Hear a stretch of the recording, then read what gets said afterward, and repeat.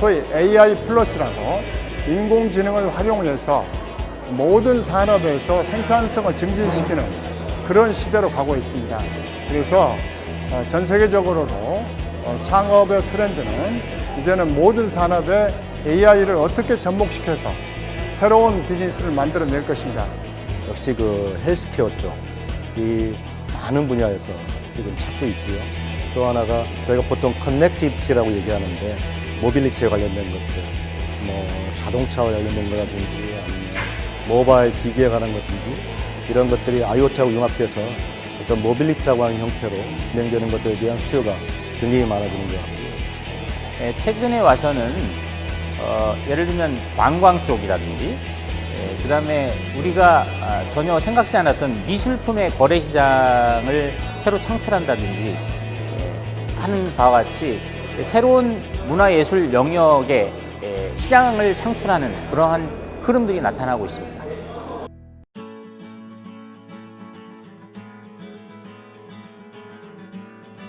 (2015년 8월에) 창립을 했고 2015년 12월에 프라이머라는 엔젤 투자 기관으로부터 투자를 받으면서 정부에서 지원한 팁스 프로그램에 선정이 되었습니다. 그래서 팁스 프로그램으로부터 상당히 스타트업 치고는 많은 자금을 지원을 받았고 그 지원 덕분에 개발이라든지 최초의 개발에 집중하는 데 많은 도움이 되었습니다.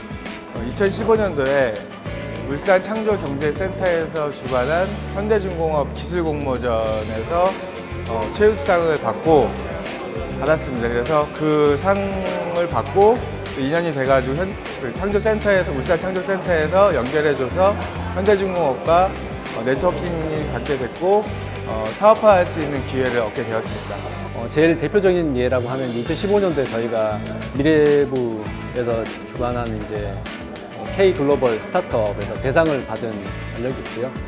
그 다음에 뭐 나이파라든지, 그 다음에 포트라라든지 그런 다양한 이제 국가기관에서 지원하는 전시회라든지, 국내 전시회에 참여한 어떤 그런 전력이 있습니다. 삼성 사내벤처 프로그램인 C랩에서 1년 동안 인큐베이팅을 받고 이제 스핀오프하게 된 기업입니다. 스핀오프 하면서 이제 롯데 엑셀러레이터에 입주를 하고 어떤 그 엑셀러레이팅에 대한 지원 부분에 대해서 저희가 서포트를 받았었고요. 그리고 현재 이제 본투 글로벌 멤버사로서 뭐 법률이라든지 다양한 마케팅이나 그런 컨설팅 프로그램도 받고 있습니다.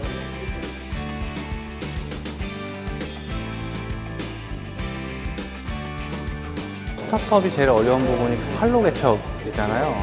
저희가 상품, 어떤 상품이었던 소비자분들이 알아줄 때까지 걸리는 시간들, 또 이런 것들을 가장 적극적으로 맞는 시장이 어딘가를 또 알아야 되고 경험해야 되는 것 때문에 그런 부분에 대한 지원이나 이런 부분에 대한 상담, 뭐 이런 부분들이 가장 필요하다고 저는 생각합니다. 회사를 운영함에 있어서 어떻게 보면 마이너하다고 볼 수도 있지만 정말로 이제 중요한 것들에 대한 부분이 저희가 좀 지식이 좀 많이 부족했다라고 생각이 듭니다. 그래서 뭐 법률이라든지 재무에 대한 그런 뭐 컨설팅이나 지원 같은 부분이 좀 더 이루어지면 좋겠다라는 생각을 하고 있습니다.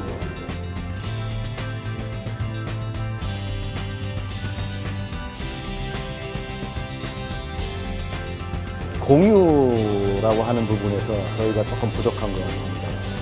업체를 선발하고 업체를 키우고 그다음에 그 성과를 서로 나누는 거에 대해서 좀 독립적으로 움직이고 있지 않나.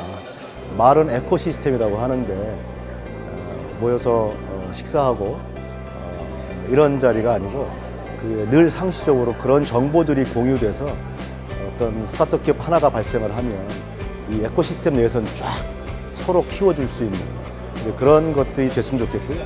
국내의 창업 생태계의 가장 고질적인 문제는 맥킨지 보고서에서도 나왔던 것처럼 엑싯 방법의 부재입니다.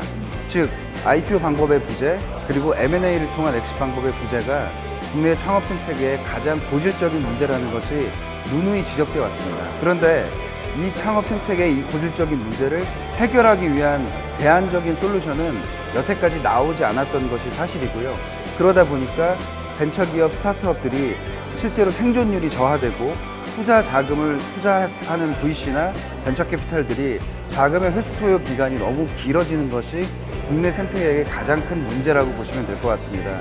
500볼트는 이러한 것들을 얼라이언스 M&A라는 방법론을 통해서 조금 더 생태계의 생존율을 높이고 스타트업의 자금 회수 속도를 빨리 가고 그리고 재창업으로 이어지는 선순환 구조의 이 연결고리를 새롭게 만드는 역할을 하고 있습니다.